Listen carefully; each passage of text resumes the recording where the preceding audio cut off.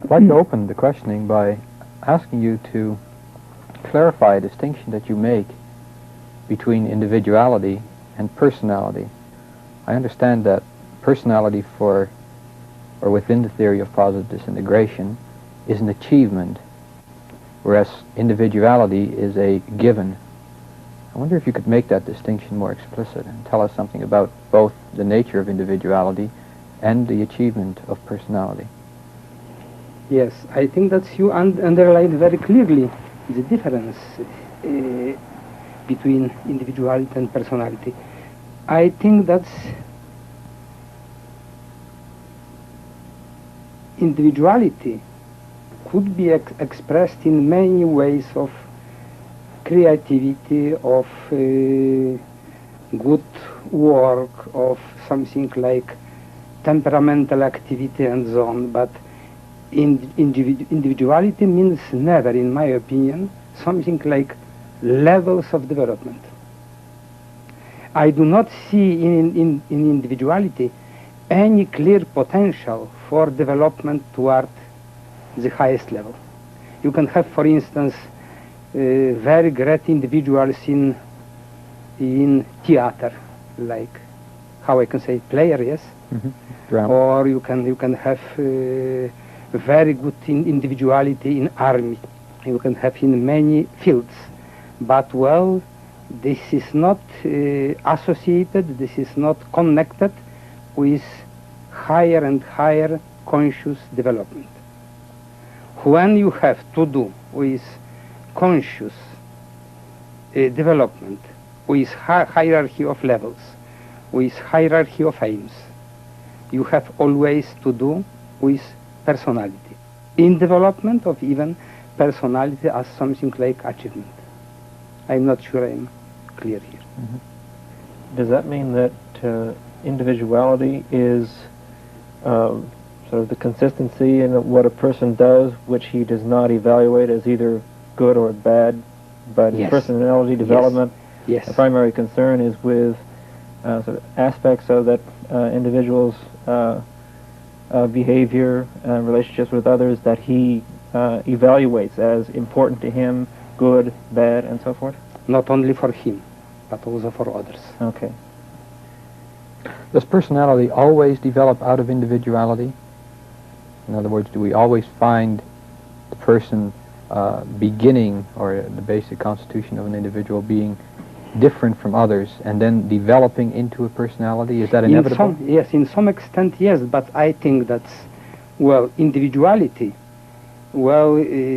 presents something like a part of characteristic for developing personality, but I think never as a global basis for development of personality. You can have individuals who never will reach personality level. I guess that brings us to the question of just what determines whether a person will in fact be able to achieve or work towards a personality, Yes, yes. and what factors in fact are involved there. Well, I think that the most important factor is a different kind of potential, developmental potential. In relation to individuality, you can have, for instance, a very important interests in some ways, but you will have not such a characteristic like emotional, imaginative, and intellectual overexcitability together as a potential for development. You will not necessarily have in individuality, in potential for development of individuality, such a factors like nuclei of inner psychic media. You will very rarely find such a factors like nuclei for self-conscious identification with yourself, with your history of development and so on. I can say that one of very clear differences is that individuality is developing without clear inner consciousness, with autonomy and authenticity and personality always. It sounds that it may be that the difference between personality and individuality is, in fact, in the absence of those differentiating characteristics you just described. It's almost as if the attainment of personality was the attainment of self-directing centers, the third factor, and so on. Yes. But your suggestion is that it's primarily when those dynamisms emerge that development is a possibility. Is that right? Yes. I can say briefly one more characteristic, that personality present always some traits of individuality. Individuality can present in some cases, but this is not common to have some clear traits of personality to develop individuality to develop personality. When you talk about developmental potential, or the potential to develop personality, you're referring to something that is biologically given, or that is transmitted. Are you talking about it in that sense of the word? Yes, but I prefer to use the term psychobiologically, not strictly biologically. What would be the distinction here? Well, because I think that in our biological history of development, we have always nuclei for psychological development. I'm not sure I'm clear here. Well, I'm wondering, for example, is the potential to develop personality different, say, at certain different evolutionary periods? Would you say that there is evolution of that potential to develop? Surely. This means, well, not all traits of your potential, even if this potential will be very strong, will appear very early. You can have some traits of developmental potential at the period of puberty and after. As I understand it, the developmental impetus is, in your description, an instinctive one. Does this mean that the dynamisms that you describe, such as the third factor, self-directing dynamism and so forth, are also instinctive? Or are they properties or dynamisms which emerge only as a function of learning or the person's individual experience? You know, on the early stages of development, you can differentiate instinctive forces and intellectual and emotional and so on. But I think that's on the higher level of development, they collaborate, and you cannot clearly distinct. For this reason, I think this is, how we can say, combination of instinctive, intellectual, and emotional forces. Okay. So the reason that an individual may not have developed personality, as we talked about it a couple of minutes ago, is unlikely to be simply that he is lacking the hereditary components of that the hereditary components that some other people may have. It's not simply a matter of inheriting or not inheriting the predisposition toward surely not. But after all, I have this opinion that potential for development means one of the most important factors for development. Okay, and as I understand you now, that potential is an interaction between biological givens and the person's experience as he develops. Surely. Okay. Are there then crucial experiences that bring out the developmental potential? In other words, the expression of that potential is dependent on certain crucial experiences. Yes, this means if you have a very, very strong developmental potential, your social experience, for instance, will add many things toward quicker and quicker development of developmental potential. Surely. Would it even, would these experiences, say in childhood, be so important that you could already distinguish children with a considerable developmental potential compared Yes, to children yes. that do not have it? Not always, but very often. For instance, in one of my book, I presented a girl of about 2.5 years who presented very clear potential for development of rhythmic dance and so on and so on. And when mother asked her one day, well, why you dance always? You can be very tired.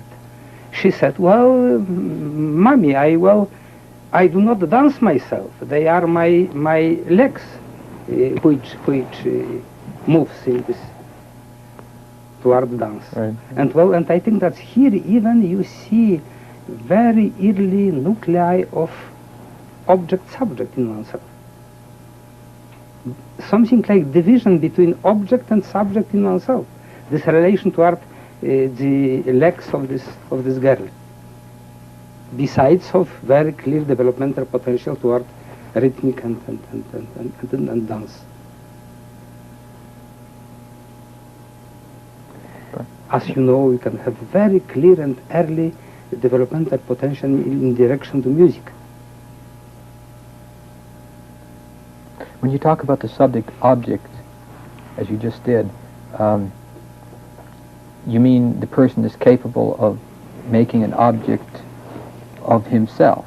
Yes. He is able Yes. to put distance, or in this case the Yes. child, the girl, is able to put distance between Yes. herself and... Yes. Surely herself. this is very superficial, very, how I can say, nuclear. Not clear, but after all, this is sufficiently clear to see such a mechanism, such a dynamism. And one of the reasons that interests me is that there's a very popular conception that one of the problems with people in contemporary culture is that they are sort of disembodied in some sense. And what you just described with a young girl was, it seemed to me, an instance in which the girl had put distance between herself and her bodily actions. Yes. But for you, that is a sign of growth potential. Surely. And within some Sure. other conceptions, I believe that would be considered a problem in itself, Yes. if this person is distant, as you described it. Yes, and you see this phenomenon mostly in neurotics and psychoneurotics. For instance, in neurosis, with in the field of vegetative nervous system, you see very often such an attitude towards something which is strange in oneself, which is not in integration with personality. And in psychoneurotic, the same. They see that this is something strange for them, that this is something which creates something different than their personality. For instance, in relation to obsessions, in relation to anxiety, in relation to overexcitability. Does this go out from a normal life of psychoneurotics? Something appears from time to time which is strange, which is different, and not the same with normal everyday life. And I think for this reason that in psychoneurotics you observe much more often such a phenomena like subject-object in oneself. And the same you observe in very ill people who present something like fairly high level of general culture, of self-consciousness. The sickness help in some extent to observe themselves like something different from normal life, something like exteriorized. So their pathology, if it really is a pathology, which I understand the question, is in part that they pay attention to what is strange, and part of what forms the potential for change or personality development then is paying attention to that about yourself which you find strange or that which is strange. And this increases possibility of self-observation and self-consciousness. They observe something else in themselves. They are not integrated. They feel not that they are integrated. They feel they are sometimes disintegrated. But some functions are out from them. Are you referring here to inner conflicts of, using that term fairly generally, are you referring here to inner conflicts as that which is strange and that which the person who has the potential for growth is paying special attention to? Yes, partially, but here is coming another factor. For instance, if you have your inner conflicts, you developed in the same time after some experience, that's you perceive something like something lower in yourself and higher, because you have inner conflicts between something and something other, between something different. And if you have potential for development of the so-called hierarchical approach, you elaborate little by little such a judgment and such a feeling that's that something exists in yourself like higher and lower, more you and less you. Yeah, but it seems to me so often that the type of conflict that we experience is conflict with the environment, with the world around us, rather than with ourselves. External conflict, surely. You would distinguish that from... Very clearly, and I think that external conflicts means nothing concerning true or accelerated development.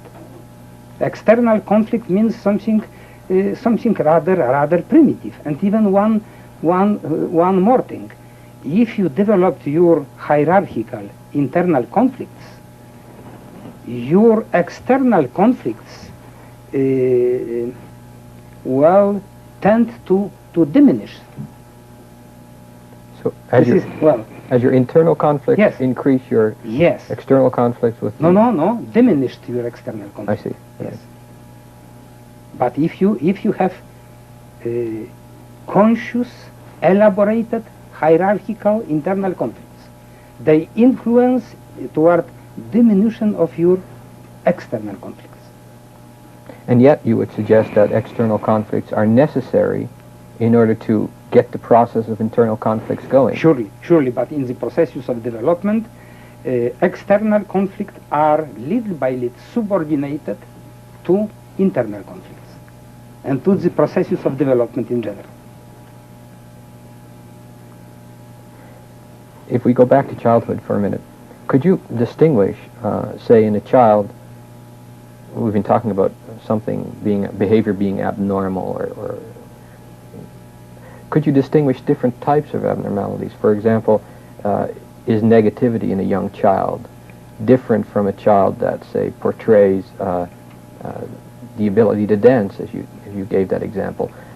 What determines the direction in which the, quote, abnormality goes? Is there something... Well, as you know, I think I dislike very much the notion of norm, of normality. This is something which should,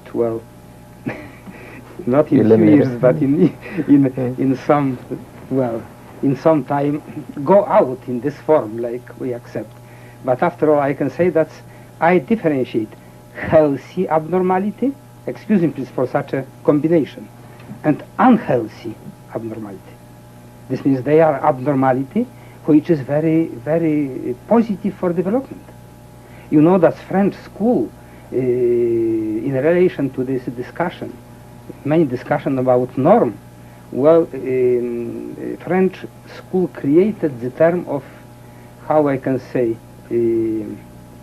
dégénéré supérieur. This means people with degeneration, but superior degeneration, because they could not link their opinion with norm.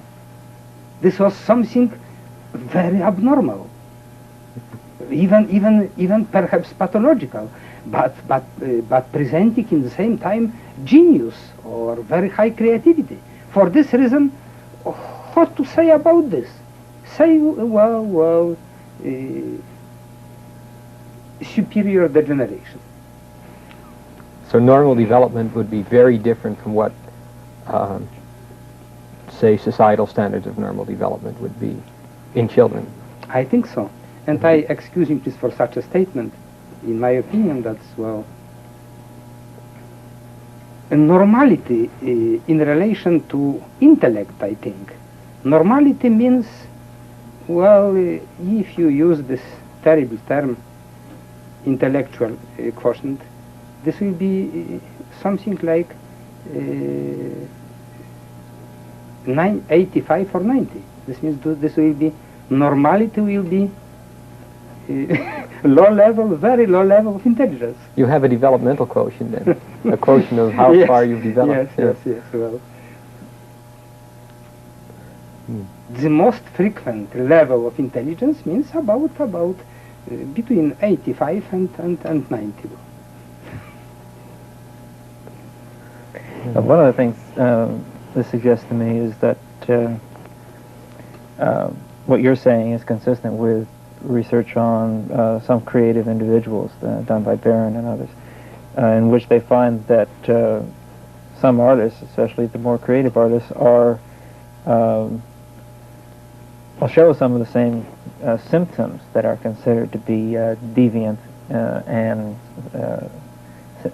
and suggestive of pathology. Show some of the same symptoms as occasionally schizophrenics or severely psychoneurotic individuals, but the difference is in that they have a different attitude toward their behavior, toward the conflicts that they have, Surely. toward some of the behaviors that are called Thank you very much for such opinion, and by answer to this opinion, I will try to answer to your question, because I did not answer this. Well, I think that this is after longitudinal observation, and even not longitudinal, but multidimensional observation, we can differentiate between abnormality, which presents possibility for positive development, for creativity, and abnormality, which presents something negative, something like well, descending toward a lower level. And we have many such traits. For instance, fairly high level of self-consciousness. For instance, a bit always of sociability. For instance, creativity. For instance, empathy, not artificial empathy, but authentic empathy, and many such traits, which you can find in people. They are, in large sense of this term, abnormal, but in the same time they developed positively. So this is largely the basis for differentiating between positive and negative disintegration. Sure. Right? And after longitudinal studies, you see clearly such a difference. In this respect, you've criticized Terman's longitudinal study. Mm-hmm. I wonder if you could elaborate on that. Longitudinal study, what means this? On Terman's work in California, on the longitudinal work. I think somewhere in one of your works, you criticized that study as not having, or Terman not having done what you just called a dimensional analysis. Yes. I wonder if you could elaborate on that a little bit. Well, I am not sure I understand clearly your question. Well, the study that I was referring to is by Terman, where he studied individuals over time. Yes. And I believe somewhere you claimed that the failure of that study is because the diagnosis, if you like, or the assessment wasn't multidimensional, according to... Yes, and not multi-level in the same time. Yes, I wonder if you could go into that a little more. This means, well, if you study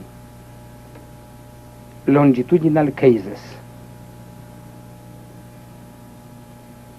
from the point of view, for instance, of developmental possibility or a developmental possibility, you should introduce here such a factors as personality, levels, multi-levelness, multidimensionality, because if you will not introduce to your study such a factors, you will, I think, you will be, well, you will go in the very erroneous way.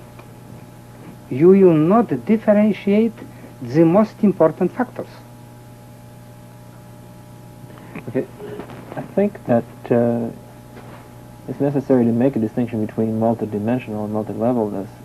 When many psychologists use the term multidimensional, they are just referring to the fact that in their research they're assessing a wide variety of variables rather than, say, one or two. And that, as I understand you, is not at all what you're referring to when you talk about multi-levelness. Yes, this means we can accept that the multi-levelness is one of most dominant factor in multi-dimensional approach, but not vice versa. Okay. Could you describe in some more detail then what multi-levelness means in addition? What are the levels that make this a plural concept, Well, I dislike in such opinion to criticize some psychological schools, but this is in some extent necessary. Well, I think that we are going too far from our common people opinion. In common people opinion, with mediocre level of intelligence and emotional potential and so on, this is very clear. Multi-levelness is very clear. I tried to to introduce such a experiment, such examination of many people, and I see that with mediocre culture, almost all people will differentiate between, for instance, will clearly tell you that torture is something bad. That sentence without examination in relation to somebody who committed something who is suspect is something very bad. That's beating a child is something bad. From the psychological point of view, this is not clear. This means, psychologists will say, this is subjective. Even Bertrand Russell in his philosophy told that, from the point of view of intellectual analysis of everyday life, the torture, we can nothing say bad about torture. And I am asking, where we are? Well, all common people will accept that there are differences in the level of development, but even Hewlett Jackson, neurologist, will tell us that he see clearly the difference in level of activity of nervous system, but psychologists generally do not accept this. Why? May I? Yes. Yes. Well, I think I accept that as for our intellectual work, we have something basical methods. This means perception and logical analysis. We have the same in the field of emotional and moral experience. This means we have basical feelings, like I told you about torture, about the sentence, about many things like this. And I think that for people they are normal from the point of view of moral attitudes, from the point of view of emotional and instinctive functions. They have such axiomata. This means this is bad and this is good, this is positive, this is negative. With I can say even that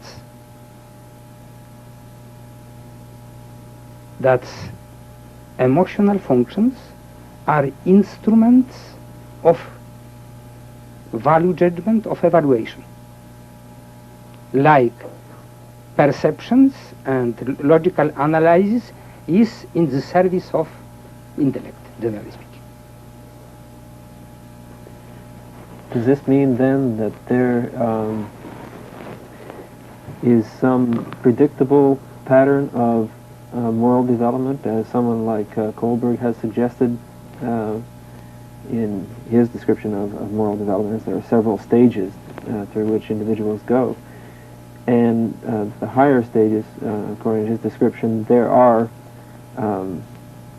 more abstract principles by which the person makes moral judgments which affect others as well as himself. Is your description comparable? No, this is different. This is clearly different. Well, I think that the valuation, hierarchy of values, is based basically on evaluation of level of emotional and instinctive functions, and that emotional and instinctive functions take part, dominant part, in such a differentiation. So you're saying that the emotional and instinctive functions, the developmental potential of a person, and presumably of a culture as well, although, is independent of cultural factors that are specific to the culture, independent of education of that enjoyed in that culture, independent of social class, say? I cannot say that they are completely independent, but after all, I do not accept anthropological attitude and transcultural attitude. That's our activity depends, and our judgment that something is bad and something is good, something is valuable, something unvaluable, is coming from the opinion of society, of milieu, and so on. I discussed one time with Professor Benedict, you know.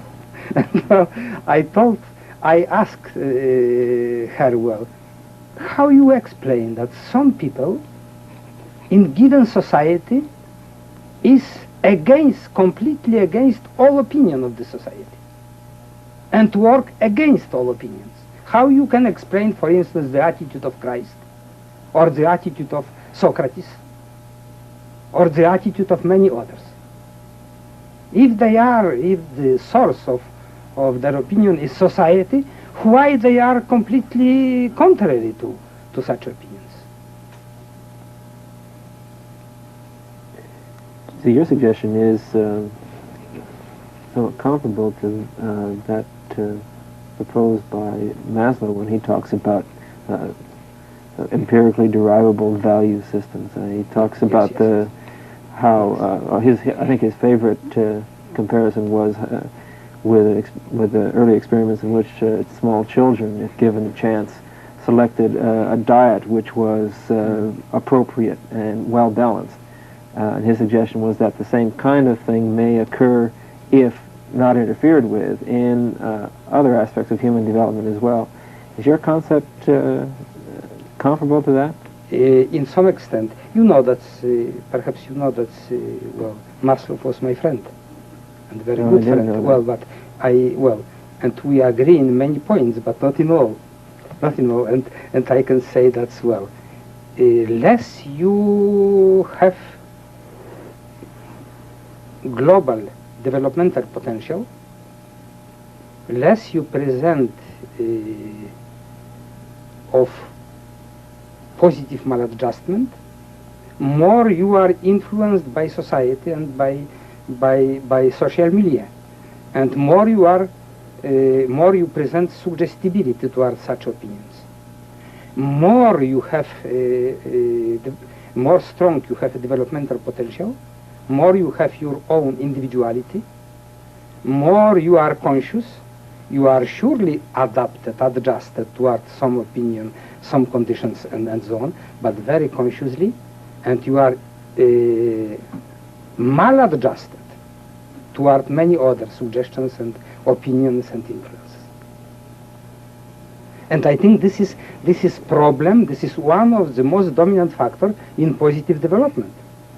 To understand social media, to be in agreement in many conditions, but from another side, to be independent, and to be in the condition of positive maladjustment. This is, I can say, conditio sine qua non, perhaps correct me please, of higher and development. And yeah, the notion of development, and you mentioned positive development, immediately brings to mind, of course, negative development or disintegration in some sense. We are now talking about levels, I presume, when we talk about either positive development or disintegration. These levels are qualitatively different in nature, which would imply, and this is the point I'd like you to comment on, which would imply that the person is able, in some sense, to change, psychologically perceive differently the world he lives on at a higher level than he would be at a lower level. Do you actually mean to imply that there is some distortion of his perception of reality, or that it is generally qualitatively a different type of reality? And different, and even much more multi-dimensional, and much more, I told you, multi-level. And I think that such a people see much more clearly reality than so-called normal people. They present emotional, imaginative, intellectual, psychomotor overexcitability. What means overexcitability? That they react, they see much more dimension, much more richness, much more creativity in the reality than in comparison with others. And for this reason, they see this reality in many dimensions, and they, in the same time, they present emotional, intellectual attitude toward this reality. And because this is multidimensional and multi-level attitude, they present also tendency to change this reality, because they see multi-levelness of this reality. They see higher level of reality and lower level of reality, and they present this tendency to change the reality toward creation, elaboration of the higher levels. Well, I wonder if you could give an example, say take the instinctive function or drive, whatever other theorists call it, of aggression.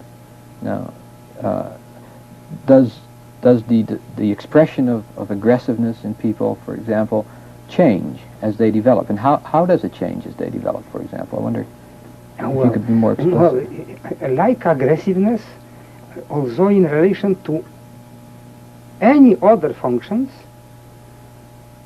people present something like increasing criticism toward themselves. If they have developmental potential fairly strong, they have, as I told you, nuclei of inner psychic media, nuclei of self-consciousness, and of overexcitability. If they present such traits, they surely see the possibility to compare many levels of one or another functions. I am not sure I am clear. With overexcitability, with multi-levelness in approach, they see possibility to differentiate the levels of concrete functions. For instance, aggressivity. For instance, symptomy. for instance, well, anxiety. And they begin to see clearly and differentiate levels. For instance, aggressivity or anxiety or even smile stop to be only something like, correct me, Unitarian notions. But something is changing in relation to such a function. This means for the as the most dominant, this is levels of these functions. For instance, much more important is different of level between higher level of aggressivity and lower level, between smile, subtle, delicate smile and noisy laughing, than to see as something global, all laughing, all smiling, all aggressivity and so on. And here is very clear different approach. Multi-levelness here in relation to such functions play much more great role, larger role, and is understood much more deeper and accepted much more deeper than, well, such a notion like aggressiveness. This indicates that the concept of sublimation as used in the psychoanalytic tradition is not at all applicable to what you're describing. No. Since the differentiation of levels, as you're talking about it, is not represented in psychoanalytic description. In psychoanalytic description, it seems that the energies are almost directly transferred from sort of one zone to another without any increase in subtlety or sensitivity. They begin little by little in psychoanalytical school to introduce something like multi-levelness, but this is so crude, and so I think fairly superficial. That's, well, even we cannot, this is difficult to discuss what they want, because, for instance, they differentiate now levels of defensive forces. Defensive forces in the service of pathological drives, defensive forces in the service of ego, but never in the service of development. And we have surely defensive forces in the service of development. Could you give an example of a defensive force working in the service of development? How might that occur? Yes, very often. For instance, well, you see, for instance, that you have something like anxiety, and you analyze what means such anxiety. Is that coming from external conditions, from something like external experience, and perhaps this anxiety is coming from existential experience. And, well, you begin to meditate and to think about higher level of anxiety functions.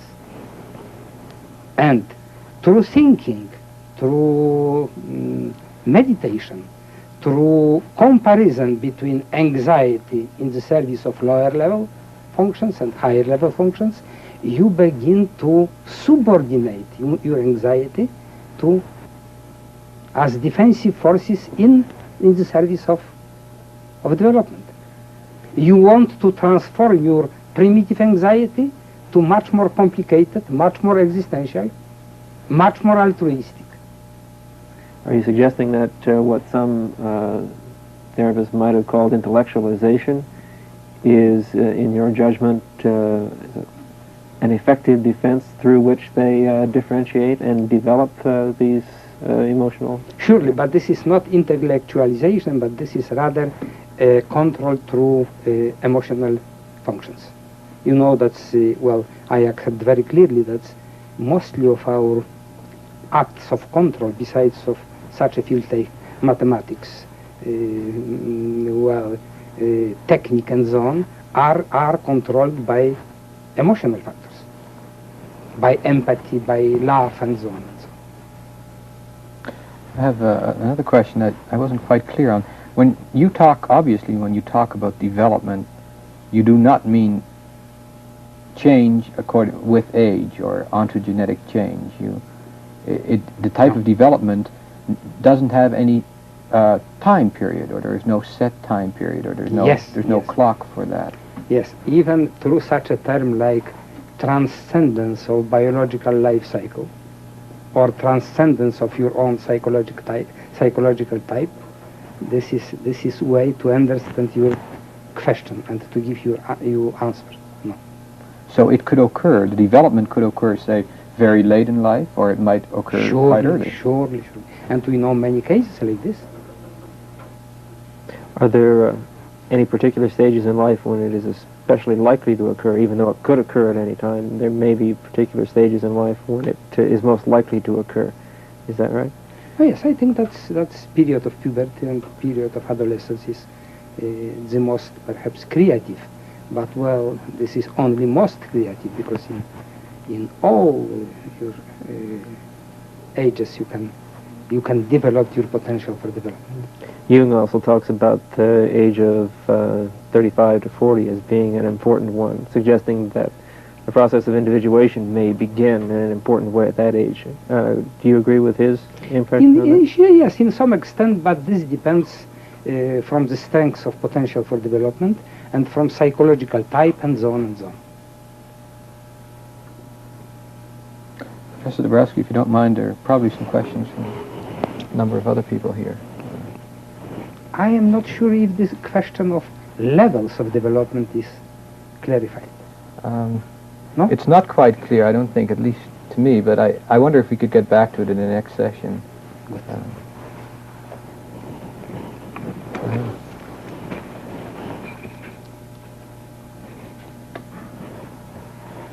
Maybe we won't have to wait until the next session.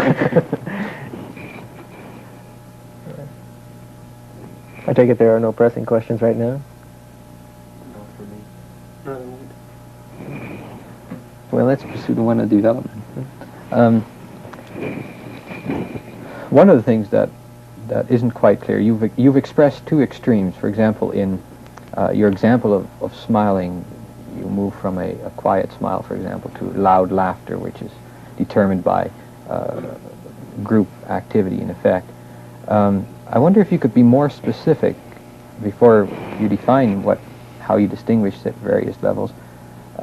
Specifically, what are the intermediate stages? For example, that was my original question with respect to aggression or whatever human quality or experience. Could you be more explicit with respect to the intermediate stages between the two extremes? In relation to aggressivity? Say in relation to aggression, yeah. I mean, at the lowest level, for example, what would it be, and what would it be at, say, the first or whatever, the next level, or at the next level? Could you give an example? Me, I can give you here examples, but perhaps this will be even much more clear if I come to the sexual instinct. This will be even more clear than in relation to aggressivity. Okay. You have for instance the lowest level where you have how I can say, you won't evacuate your sexual energy,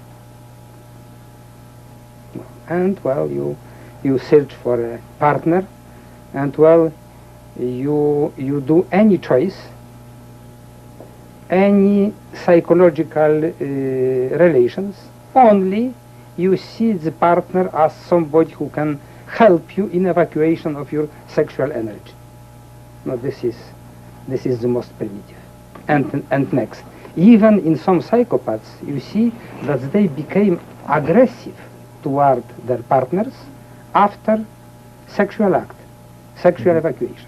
And even you have in history something like killing of the partner, because, well, one kind of energy is evacuated, and another on the level of such a primitive, in such a primitive type, is aggressivity. And this second function, how we can say, take place of the first. This is evacuated, and psychopath criminal is ready to do something. And what to do?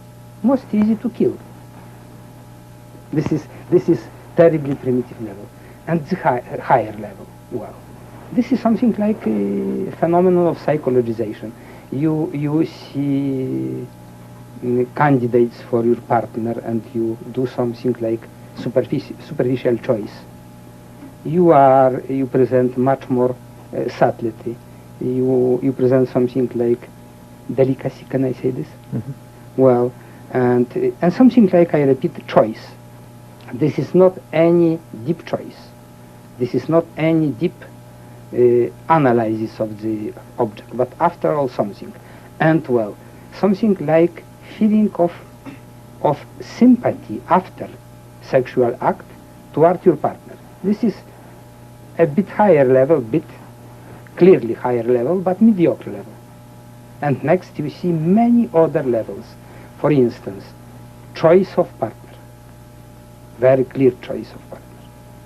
Next, tendency to preservation of partner, tendency toward common understanding, clear responsibility for the partner and his family, and so on. And next, you can see even very concrete, idealistic love, like in Kierkegaard or in Shakespeare drama, Romeo and Juliet, and so on and so on. You can see many levels. Well, not you can reject such example like Romeo and Juliet, because this is, after all, this is drama. Well, but after all, you see in everyday life such different levels in relation to aggressivity. No, you can have very strong, very unconscious, very brutal aggressivity, and you can have, for instance, Socratic irony or something like jokes or something like this on different level as something like one of the forms of aggressivity. And next you can have such aggressivity like in President Lincoln, whose custom was such that he liked to present all arguments of his enemies in his special way, and he was very good in presentation of such arguments, and he presented the arguments of his enemies better than they could do. And after this very good explanation, he began to argue. Mm-hmm. But after all, well, this is something you can here observe something like aggressivity, because after all he was searching for his arguments and for his reasons, but this was so subtle, so high, that even this is difficult to say that this was the same kind of how I can say of notion of term aggressivity. This have had almost nothing to do. And for this reason I come back to the problem of multi-levelness. This multi-levelness means much more than the notion and the term of something like aggressivity, love, sexual instinct, and so on. Without a multi-level approach, we do not understand all such things, all such notions. It seems to me in what you just described is that there is a tendency with development for something which is at first external or behavioral, say in the case of aggression, to become internal and expressed within the individual himself. Now, from that perspective, is it possible, in relation to the concept of sublimation earlier brought up, to talk about regression? Is it possible to regress from, say, a higher level to a lower level? Well, this is very possible, but for instance, on the level of borderline of psychopathy and normality, this is very possible. On the second level, this means unilevel disintegration. This is even possible in some cases, in relation to cases from the borderline between second and third level, but further, no, impossible. If you are on the second part, on the third level of development, or borderline of third and fourth, or fourth level, or secondary integration, this is impossible to come back in any conditions. That suggests then that the concept of a regression in the service of the ego doesn't play a role for the transition between some of the levels. Is that correct? Yes. I also understand, though, that a comparable concept, that disintegration, or sort of return to a more primitive level of organization, is an important part of your description of positive disintegration and reintegration.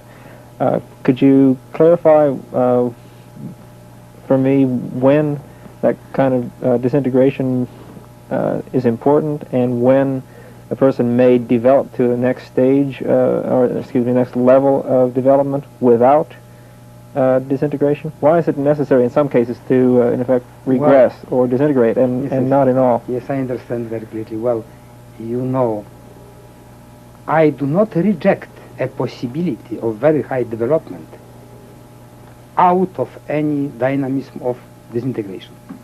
But in my study, I never observed such cases. This is, I passed through about 200 biographies of very eminent personalities. And well, in about 97%, they presented psychoneurosis, nervousness or overexcitability, and even borderline of psychosis. In some cases, I could not observe nothing like such abnormality. But for instance, I repeated this very often. Somebody told me that Mozart was such an individual with complete harmony. And I decided to study more and more Mozart. Well, and I found letters to his father where he told him, as you know, he was very introvert and very inhibited. And he told him, well, father, you cannot even imagine how terrible and how he told, well, agonizing fears I have in relation to problem of death. Of death? Death, yes. And well, this Mozart, very, very harmonious and very, very well, very integrated, and well, and this was a reality. This means I cannot say, I repeat, I cannot say that they could or could not be some cases of development without positive disintegration. But I never observed such cases. One of the things this may suggest is that what people have referred to as regression in many instances is what you would describe as sort of the emergence of the subject and object dynamism. In other words, regression may have been used simply as a word to refer to the process of turning inward and evaluating yourself, or beginning to evaluate yourself. Yes, but well, this is another meaning of regression, so-called positive regression in the theory of positive disintegration. This means if you are very, very creative, very overexcitable, this means very nervous, if you have very easy frustrations, you present tendency to come back to your early experience, good experience, a pleasant experience. You present tendency to go to your mother, to your family life, and so on. You tend to escape to how I can say.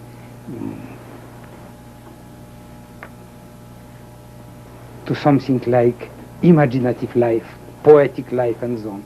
All this means, in my opinion, something like regression, because you are going out from your life. You feel that you are not prepared for such a level of life. And after something like I can say relaxation, after some saturation with pleasant experience, you can come back to your life and to work further but after this kind of positive regression. Thank you very much. Thank you.